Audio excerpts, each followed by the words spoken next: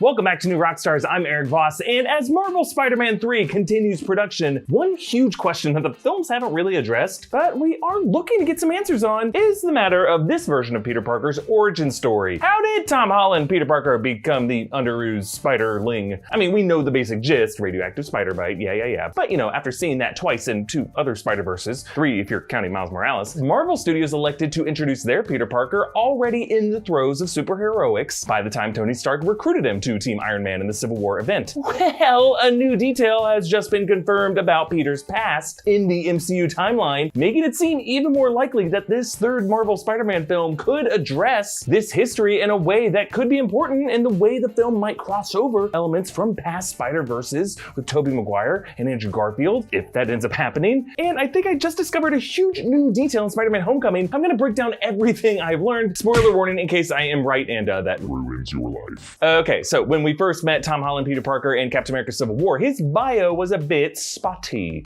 Climbing walls? How you doing that? Adhesive gloves? It's a long story. I was... Lordy, can you even see in these? Yes, I can't. Look, I can see in those, okay? It's just that when whatever happened, it's like my senses have been dialed to 11. They just kind of help me focus. Peter goes on to say that he has had these powers for 6 months. Then in Homecoming, Peter chatted with Ned about his spider bite. You got bit by a spider? Can it bite me? Well, it probably would have hurt, right? You know what, whatever. Even if it did hurt, I'll let it bite me. Maybe.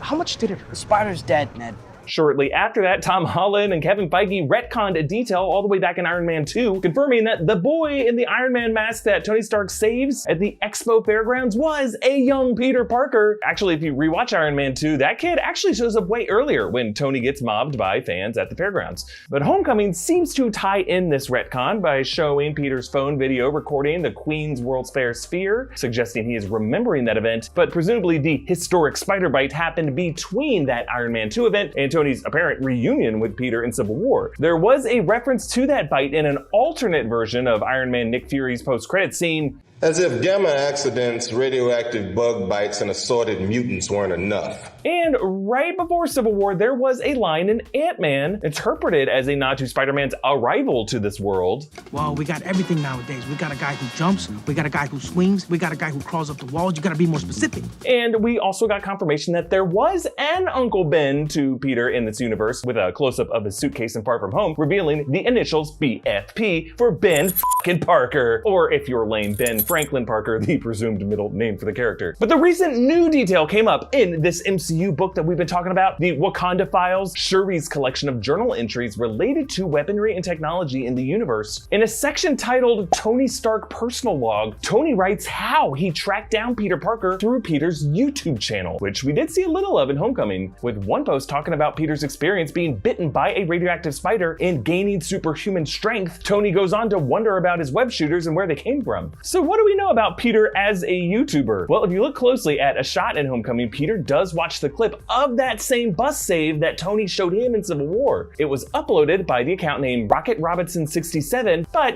based on the fact that someone must have been recording this video from a handheld phone camera while Peter was in the video, and at that time no one knew Peter was Spider-Man and Peter would not want this footage out in the world, I doubt Rocket Robinson 67 is Peter. But Peter did tell Tony back then that this exact video was fake. Because that's all fake. It's all done on the computer. And if you look in the comments beneath this bus video, the top comment comes from, it looks like an account name like 2bits 2 something 54, who comments, fake! Exclamation point, exclamation point, 1. I think that commenter could be Peter's account, and that could be how Tony tracked him down, and that is why Peter is watching this particular video after Tony found him in Civil War. Based on new clues we are seeing from the Spider-Man 3 set, I think this next movie will revisit these early years. Before we continue, this video was brought to you by Audible and their unmatched selection of audio products. Audible just launched their newest plan, Audible Plus, and with it, you will get access to the Plus catalog filled with thousands of originals, audiobooks, and podcasts, including exclusive series like Heist with Michael Caine or A Grown-Up Guide to Dinosaurs. Best of both worlds there. And if The Mandalorian isn't enough to scratch your Star Wars universe itch, Audible has has a big Star Wars collection, including Star Wars Ahsoka, narrated by Clone Wars voice actor Ashley Eckstein. And if you're not in the mood for a galaxy far, far away, they got the goods from Stephen King, Agatha Christie, J.R.R. Tolkien, and all the other literary heavyweights. Audible Plus connects you to tons of content, whether it's comedy, fantasy, true crime, science fiction, or fitness and wellness. You can even squeeze in a workout or guided meditation without having to go to a gym or a class. Now, the Audible app is free and can be installed on all smartphones and tablets, and you can listen across devices like Amazon Alexa-enabled devices without losing your spot. That's pretty cool. Now is the best time to try Audible Plus. With the holiday offer, it's only $4.95 a month for your first 6 months. After your first 6 months, it's still only $7.95 a month to download and stream thousands of all-you-can-listen audiobooks, originals, and podcasts included in the Audible Plus plan. So now is the time to try Audible Plus. Just go to audible.com/newrockstars or text New Rockstars to 500-500. And with the holiday offer, it is only $4.95 a month for your first 6 months. Again, that's audible.com/newrockstars or text New Rockstars to 500-500. Okay, so again, the big question we still don't really know about this Peter Parker is exactly what went down with his Uncle Ben and the full events of how he got his spider bite. I think the third Spider-Man film currently in production has a great opportunity to fill in this history, especially with speculation that Doctor Strange is joining this plot. We could be looking at a kind of multiverse, Spiderverse crossover with people like Tobey Maguire or Andrew Garfield returning. Again, still not confirmed. If you remember, Tobey Maguire Peter Parker was bitten by a genetically modified spider on a field trip by accident due to him getting a little too thirsty, snapping glamour shots of Mary Jane. Andrew Garfield's Peter Parker, though, deepened that mythology by making that spider come from the lab of Oscorp, a total conspiracy, tying into the research of Peter's father, hinting that Peter might have been destined to become Spider-Man. Now, the Tom Holland version hasn't gone into it yet, but it seems like it is swinging back toward the Tobey direction. Based off what he told Ned, it seemed like a one-time random event, but also sticking closer to the more canonically true Andrew Garfield version in which Peter builds his own web shooters and web fluid, as opposed to,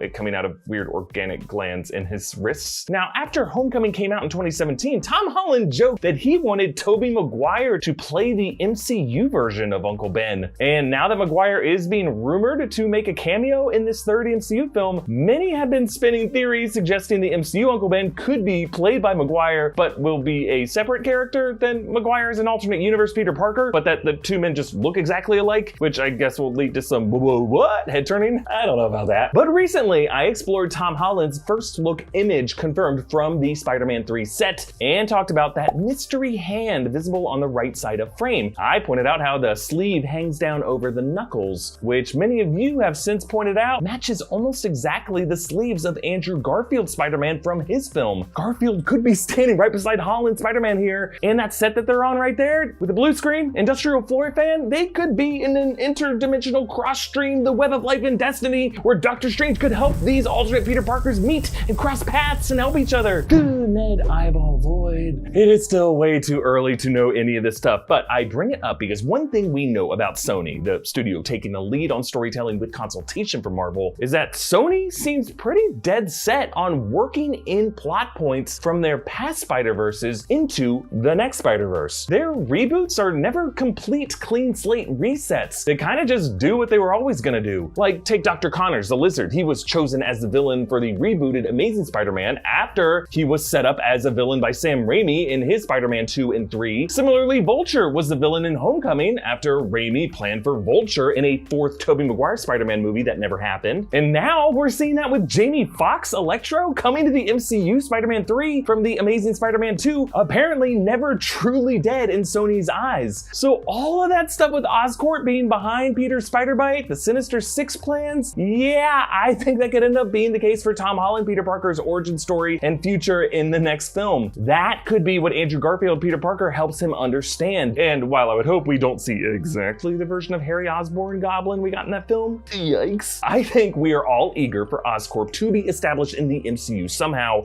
This could be it. If you want to help support this channel, check out our merch store at newrockstarsmerch.com. We got a bunch of stylish gift options you will love. Subscribe to New Rockstars, hit that notification bell. Follow me at EA Voss, follow New Rockstars. See you next time, and may that time be a pizza one. Pizza time.